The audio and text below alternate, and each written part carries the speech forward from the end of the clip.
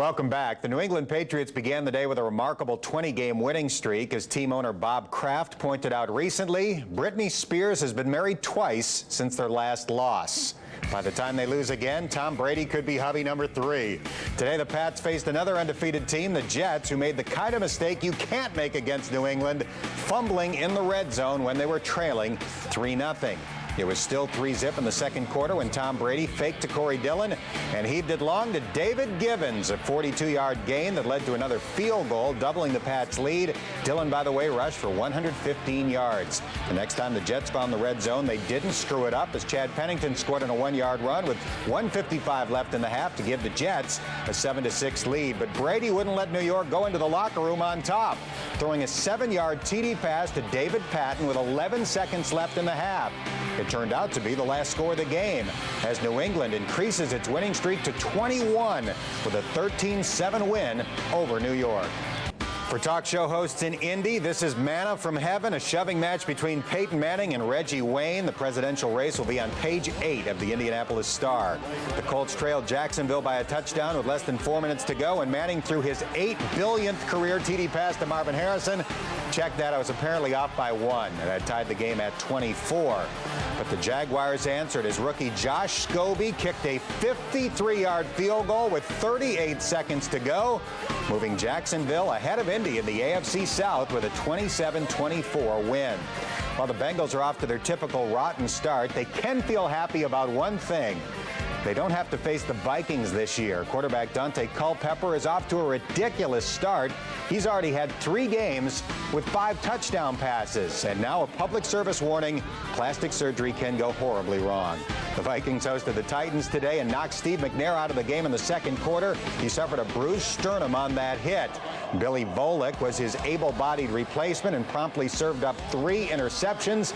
Antoine Winfield comes up with that one, his second of the year, and runs it back 30 yards to give the Vikings the ball at midfield.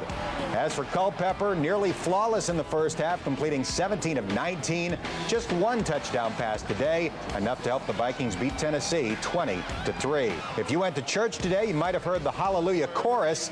If you have Priest Holmes on your fantasy league team, you are probably singing it. Holmes carried 22 times for 139 yards against the Falcons today and scored on runs of 15 yards, 2 yards, 2 yards, and 1 yard, all in the first half. Hallelujah! Remarkably, Derek Blaylock also ran for 4 touchdowns as the Chiefs set an NFL record with 8 TD runs in a 56-10 rout.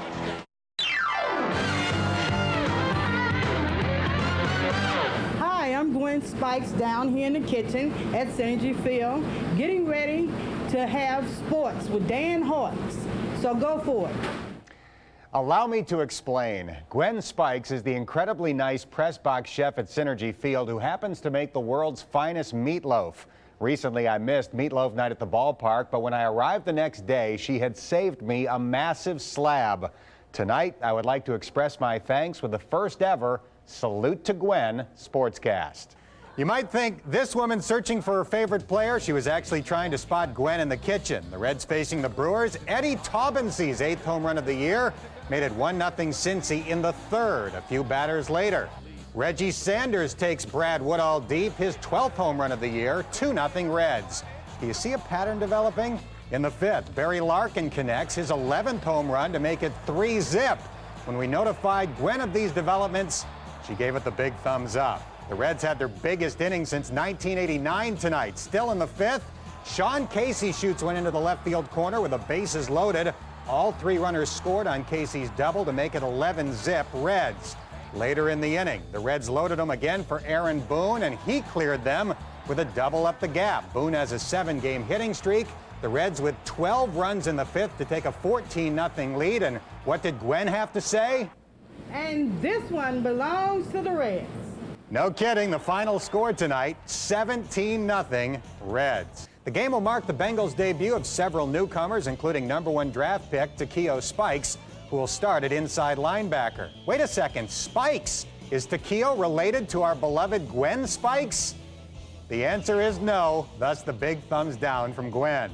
Team USA faced Italy today with a trip to the semifinals on the line. Jimmy Oliver kicks it back to David Wood, who says the movie was wrong, white men can jump. Despite the jam, the U.S. trailed by 3 at the half. Then it's Xavier grad Michael Hawkins going to the rack for 2 of his team-high 16.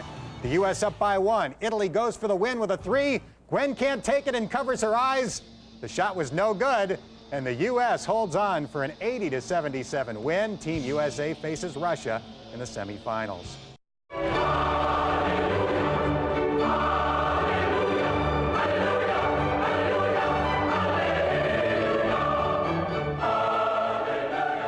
Yes, the whole world celebrated last night as the Reds ended their 11-game losing streak, and we would never dream of taking video from one sporting event and inserting it into footage of another. President Clinton at tonight's game in Detroit. Funny, I thought he was in China. The Reds opening a 3-game series against the Tigers. In the first, Sean Casey bloops a single to left. Barry Larkin and Dimitri Young score. 2-zip Reds. And Jerry Seinfeld was fired up in the stands. The lead didn't last. In the 5th, Davy Cruz rips one to left just beyond the leaping attempt of Dimitri Young. A 2-run homer giving the Tigers a 3-2 lead, and Henry Kissinger checked the stats to see it was Cruz's second homer. Pokey Reese got his second straight start at third base, and that's not good. But this is Brett Boone with a great diving stop and then throw to get Tony Clark. Joe DiMaggio hadn't seen a play like that in some 50 years. The Reds tied the game in the 7th. Willie Green with a towering shot to right that goes off the glove of outfielder Bobby Higginson and over the fence for a homer. Ted Turner couldn't resist, mocking Higginson. The Reds broke the tie in the 8th when this error by Cruz allowed Reggie Sanders to reach base and Chris Steins to score. Hard to tell what Jack Nicholson was thinking at that point as the Reds win their second straight 4-3. Again, we would never insert video from another game.